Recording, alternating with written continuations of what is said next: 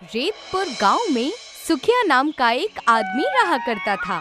सुखिया के पास एक ऊंट थी। सुखिया गांव में घूमने आए मुसाफिरों को अपने ऊंट की सवारी कराया करता था। एक दिन सुखिया अपने 20 साल के बेटे मोहन से कहता है, मोहन, तुम दिन भर घर बैठे रहते हो, क्यों ना मेरे साथ चलकर मेरे काम में हाथ बटाया करो। अब्बू, किसी जमाने में हमारे घर में हमारे पास 20 ऊंट हुआ करते थे। आज सिर्फ एक ऊंट रह गया है, उससे हमारी आमदनी ही कितनी हो पाती है। बात तो तुम ठीक कह रहे हो मोहन, लेकिन हम कर क्या कर सकते। अब्बू, कल को हमें पूजा का निकाह करना है। आप क्यों नहीं समझ रहे हैं कि इस आमदनी में उसकी निकाह नहीं हो सकती। लेकिन हम करें क्या मोहन। अब्बू, कस्बे के दबंग बलराम ने बेईमानी से हमारे सारे ऊंट छीन लिए। अब उसकी सारी नजरें हमारे इस आखिरी ऊंट पर है। सोचिए अब्बू, अगर वो इस ऊंट को भी हमसे छीन लेगा तो फिर हम क्या करेंगे। मोहन की बात सुनकर सुखिया घर से बाहर निकल गया कि तभी रेतपुर का दबंग बदमाश बलराम का नौकर हीरा सुखिया के पास आकर कहता है, मैं तुम्हारे ही घर आ रहा था सुखिया। क्या हुआ भाई, क्या मुझसे कोई गलती हुई है। गलती तो तुम्हारे अब्बू से हुई थी सुखिया, जिसने हमारे मालिक बलराम से अच्छा खासा कर्ज लिया था, जिसका ब्याज तुम आज तक चुका रहे हो। बलराम सेठ ने तुम्हें याद किया है। कुछ ही देर में सुखिया बलराम की हवेली के अंदर बलराम के सामने खड़ा होता है। सुखिया, इस महीने के ब्याज के रुपए मुझ तक नहीं पहुँचे। बलराम सेठ, मैं अपने अब्बू का कर्ज चुका चुका कर कंगाल हो गया हूँ। आपने हमारी पुरखों की हवेली मुझसे छीन ली, मेरे 20 ऊंट भी मुझसे छीन लिए और मेरे पास अब एक ही ऊंट बचा है। इसीलिए अब मेरे पास देने के लिए कुछ नहीं है। अरे तुम्हारे पास जो एक ऊंट है ना, वो मुझे दे दो। ऐसी बेईमानी मत कीजिए बलराम सेठ, उसी ऊंट से तो मेरा घर चल रहा है। मेरा खानदान बर्बाद हो जाएगा। देखो, तुम्हारी बीवी तो पहले ही मर चुकी है सुखिया, और तुम्हारा बेटा 20 साल का हो चुका है। उसे मेहनत मजूरी करने को क्यों नहीं कहते। बलराम सेठ, मैंने तुम्हारे जितने भी अत्याचार सहने थे सह लिए, लेकिन अब मैं यहाँ से जा रहा हूँ। सुखिया वहाँ से चला गया।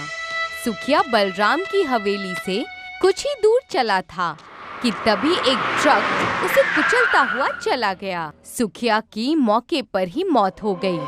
सुखिया के बेटे मोहन ने अपने पापा का अंतिम संस्कार कर दिया और घर पर आकर फूट फूट कर रोने लगा। रो मत भैया, अगर आप ही हिम्मत हार जाओगे तो फिर मुझे कौन संभालेगा। पापा के बाद आप ही मेरा सहारा हो भैया।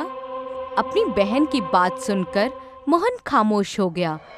अगले दिन मोहन सोकर उठा ही था कि तभी बलराम कुछ गुंडे लेकर वहां आ पहुंचा। अपना घर खाली कर दो मोहन, और चुपचाप अपना ऊँट मुझे दे दो। तुम्हारा वो ऊँट मेरे ब्याज की आखिरी किश्त होगी, और तुम्हारे घर तुम्हारे पुरखों द्वारा लिए गए कर्ज की असली कीमत, जो कि मैंने तुम्हारे दादा को दी थी। मैं तुमसे नहीं डरता बलराम। तुमने न जाने अब तक कितने ही कस्बे के असहाय और गरीब आदमियों की झूठ बोलकर हड़पी है, और मेरे दादा के देहांत के बाद तुमने मेरे अब्बू को भी बर्बाद कर दिया। अबे तुम्हारे दूध के दांत भी नहीं टूटे बच्चे, मेरा मुकाबला करोगे। मेरा मुकाबला तो तुम्हारे अब्बू और दादा भी नहीं कर सके, तो तुम क्या खाक करोगे। इतना बोलकर बलराम अपने गुंडों से कहता है, देखते क्या हो, मोहन के घर पर कब्जा कर लो और मोहन और उसकी बहन को धक्के देकर घर से बाहर निकाल दो। बलराम के गुंडों ने मोहन और उसकी बहन पूजा को उसके ही घर से बाहर निकाल दिया। दुष्ट पापी, तूने हमारा सब कुछ छीन लिया। कम से कम हमें हमारे घर से हमारे पापा की कुछ आखिरी निशानियां तो ले जाने देता। पूजा ने इतना कहा ही था, बलराम पेंटिंग पूजा के हाथ में पकड़ाता हुआ कहता है, तुम्हारे अब्बू को अपना ऊँट बहुत प्यारा था, लेकिन हम तो तुम्हें तुम्हारा ऊँट नहीं दे सकते। लेकिन तुम ये ऊँट का तस्वीर लेकर जा सकते हो। इस ऊँट का तस्वीर देखकर अपने अब्बू को याद करना। पूजा उस तस्वीर को पकड़कर अपने भाई मोहन के साथ रोती हुई वहाँ से चली गई।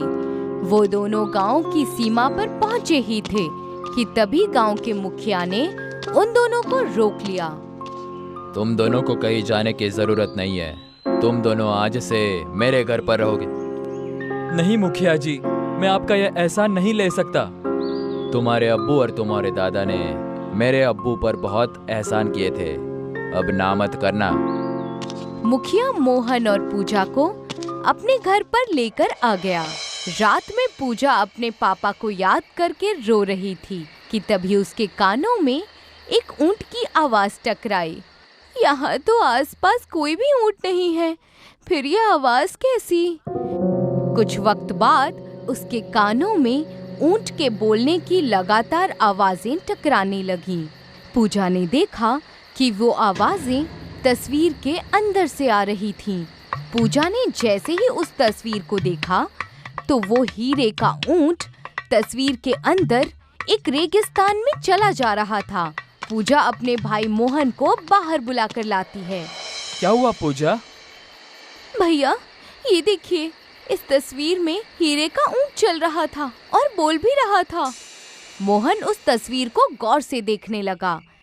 जैसे ही मोहन ने उस तस्वीर में बने हीरे के ऊंट को हाथ लगाया, अचानक वो हीरे का ऊंट तस्वीर से बाहर निकल आया। ये देखकर पूजा और मोहन की आंखें आश्चर्य से फटी की फटी रह गईं।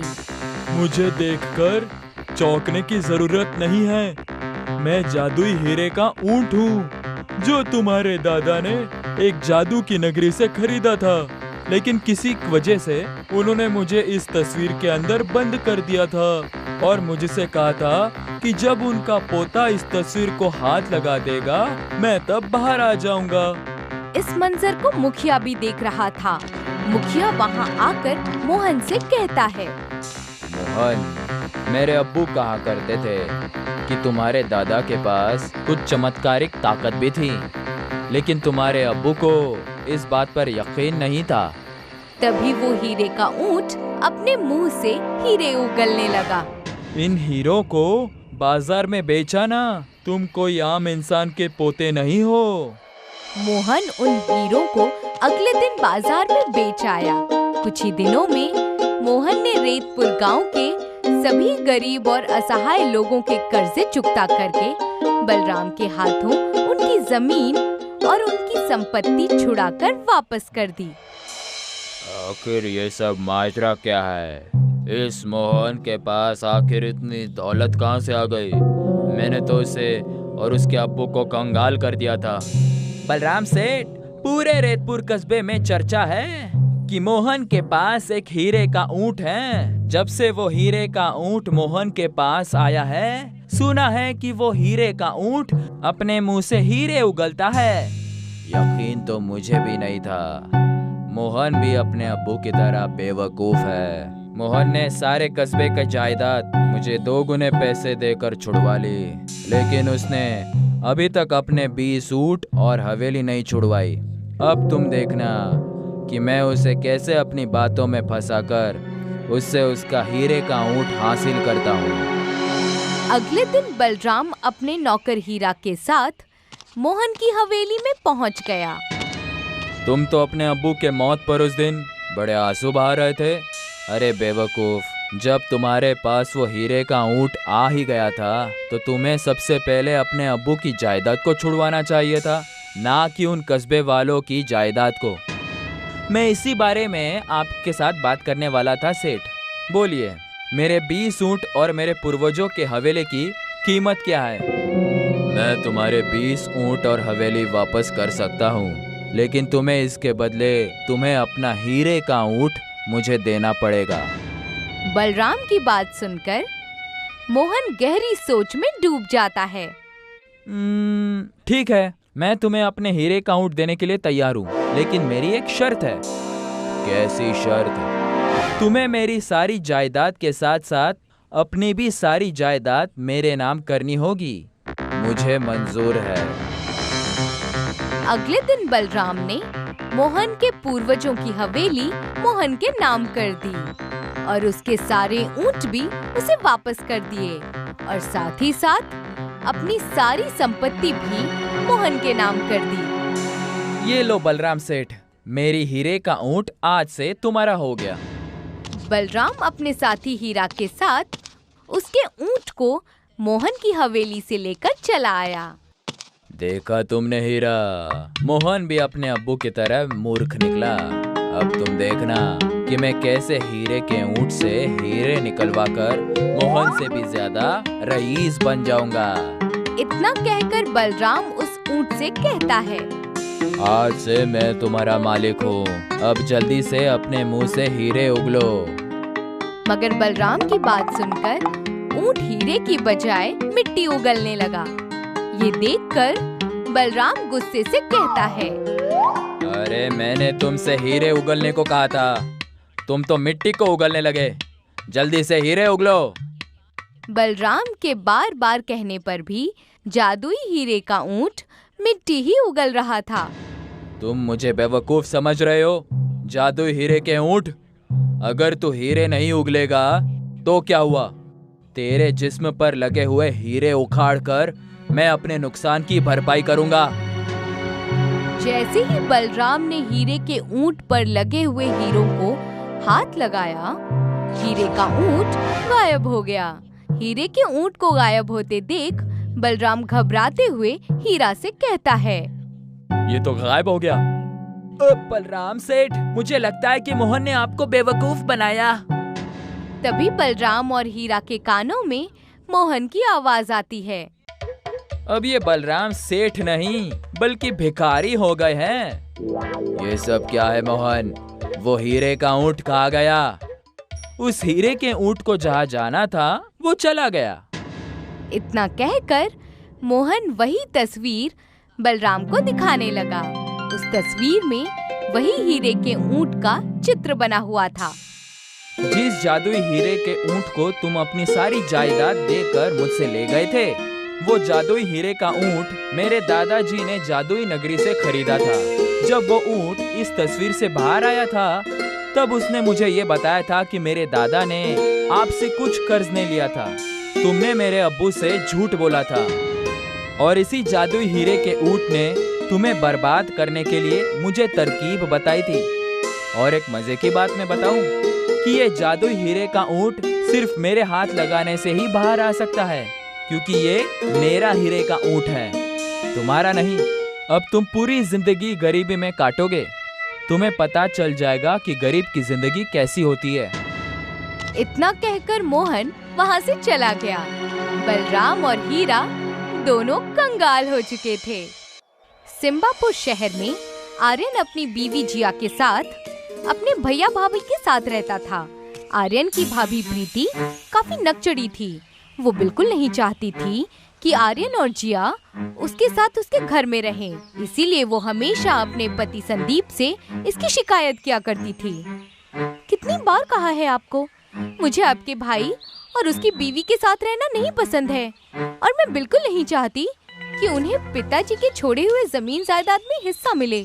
मैं खुद ही यही चाहता हूँ भाग्यवान, इसीलिए आज मैं कोर्ट में जाकर आया हूँ और एक वकील को घूस खिलाकर एक फर्जी वसीयत के कागज तैयार कर दिए हैं, जिसमें साफ साफ लिखा है कि अब्बू जाने से पहले सारी चीजें मेरे नाम कर गए थे। अब बस कल सुबह की देर है। वाह पतिदेव, क्या तरकीब लगाई है आपने। आर्यन और जिया बर्ताव के बहुत अच्छे थे। घर का सारा काम जिया अकेले किया करती थी और आर्यन अपने पापा की बिरयानी की दुकान में काम किया करता था। अगले दिन का सूरज उगता है। संदीप और प्रीति आर्यन और उसकी बीवी दोनों को घर से निकाल देते हैं। भैया, ये आप नहीं कर सकते। दीदी, हमसे क्या भूल हो गई? आप हमें घर से निकाल देंगी तो हम कहाँ जाएंगे? कहीं पर भी जाओ, बस मेरे घर पर वापस मत आना।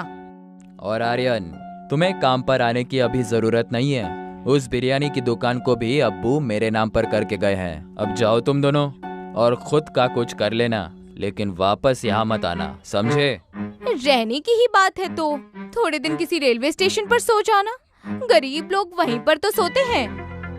आर्यन अपनी बीवी को सिम्बापुर रेलवे स्टेशन चला जाता है और खाने के लिए कुछ चीजें लेता है। वो पूरा दिन उसी रेलवे स्टेशन पर बिताते हैं। ना सिर पर छत, ना बदन पर चादर। जैसे जैसे दिन बीत रहा था, खाना भी कम हो रहा था। हम खाएंगे क्या? खाने के लिए कुछ नहीं बचा है। तुम फिक्र मत करो, यही ठहरो, मैं कुछ करता हूँ। आर्यन थोड़ी दूर जाकर लोगों से खाने की भीख मांगने लगता है। खाना, खाना, किसी के पास कुछ खाना है तो खाना दे दो। मेरी बीवी भूखी है, खाना दे दो, कोई तो कुछ दे दो।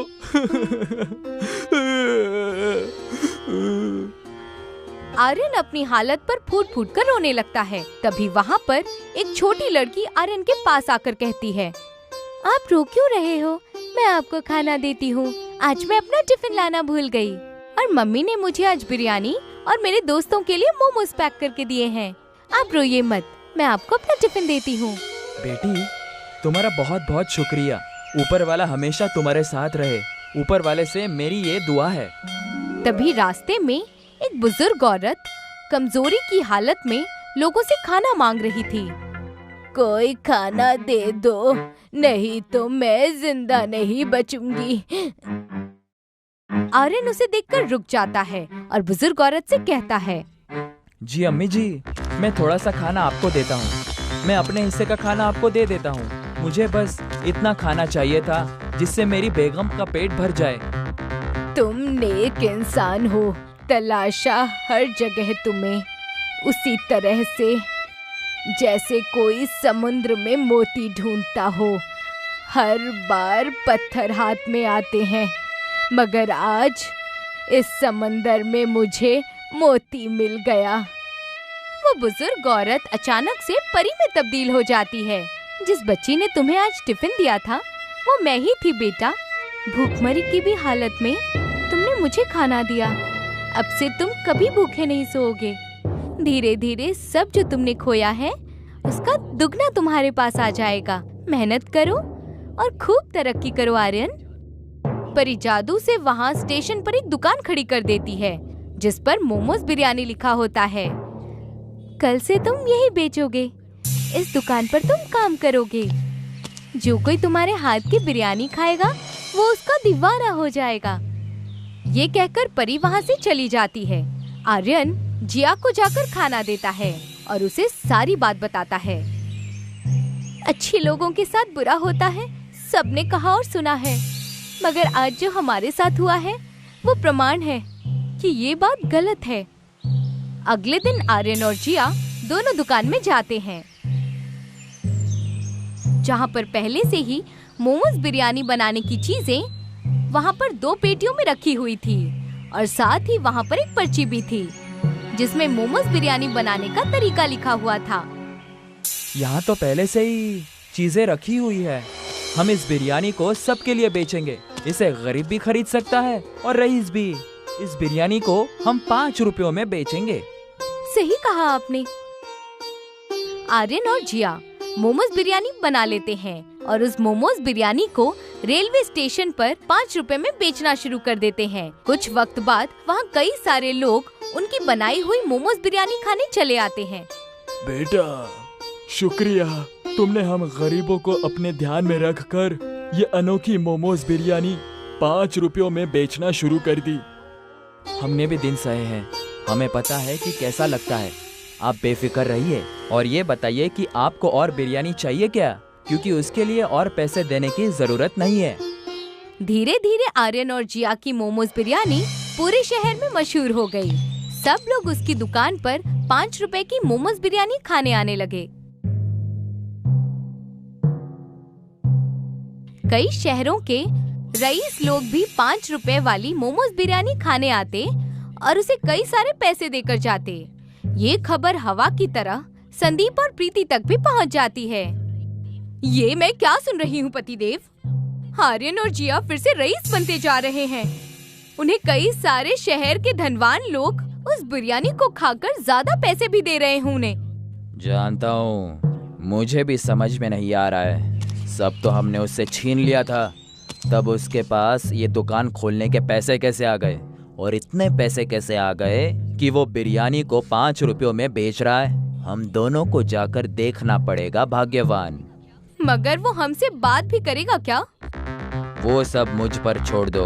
मैं अपने भाई को जानता हूँ, उसका दिल बहुत मुलायम है, वो मुझसे गुस्सा नहीं रह सकता है। संदीप और प्रीति दोनों आर्यन और जिया से मिलने उनकी दुकान पर पहुंच जाते हैं। मेरे भाई आर्यन, मुझे माफ कर देना, मुझसे गलती हो गई थी। जिया, मुझे भी माफ कर दो, हमने तुम लोगों के साथ बहुत बुरा किया। अरे दीदी, कोई बात नहीं, बुरा तो हमारे साथ हुआ मगर हम टूटे नहीं और आप हमारे पास आ गए। मैं अभी कह सकती हूँ, परिवार हमसे झूठे नहीं। संदीप भैया, हमने आप दोनों को माफ किया। मैं आप दोनों को मोमोज बिरयानी खिलाता हूँ। आर्यन दोनों को मोमोज बिरयानी खिलाता है। संदीप बातों बातों में आर्यन से मोमोज बिरयानी की दुकान का राज पूछता है और आर्यन अपने भाई पर भरोसा करके उसे बता देता है।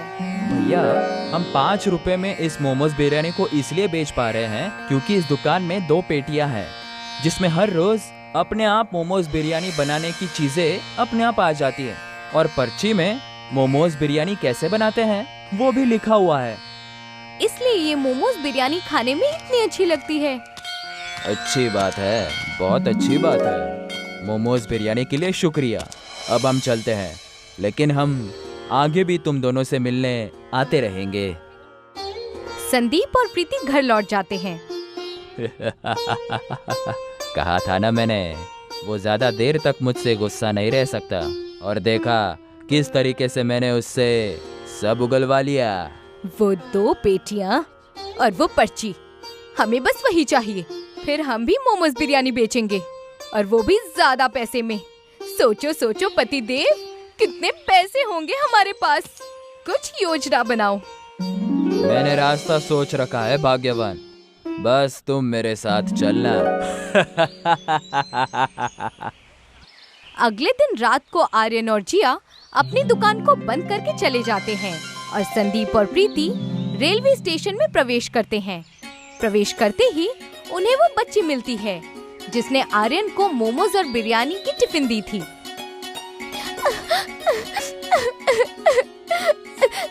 मैं रास्ता खो चुकी हूँ, अंकल जी मेरी मदद कीजिए, मुझे घर छोड़ दीजिए।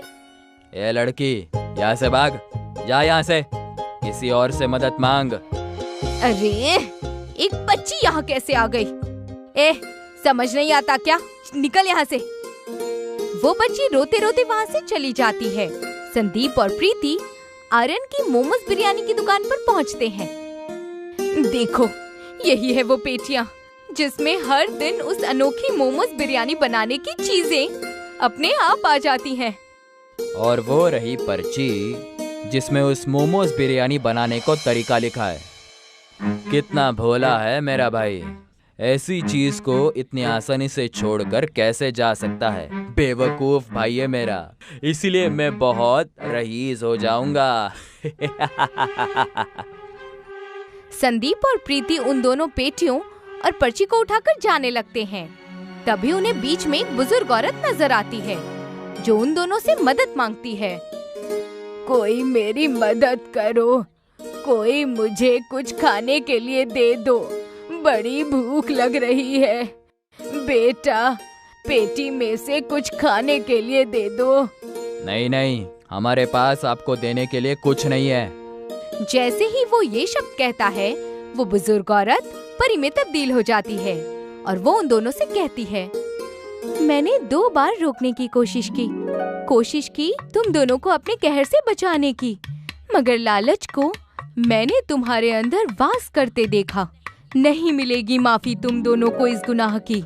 रईस होना था तुम दोनों को, अब सब छीन लिया जाएगा तुमसे।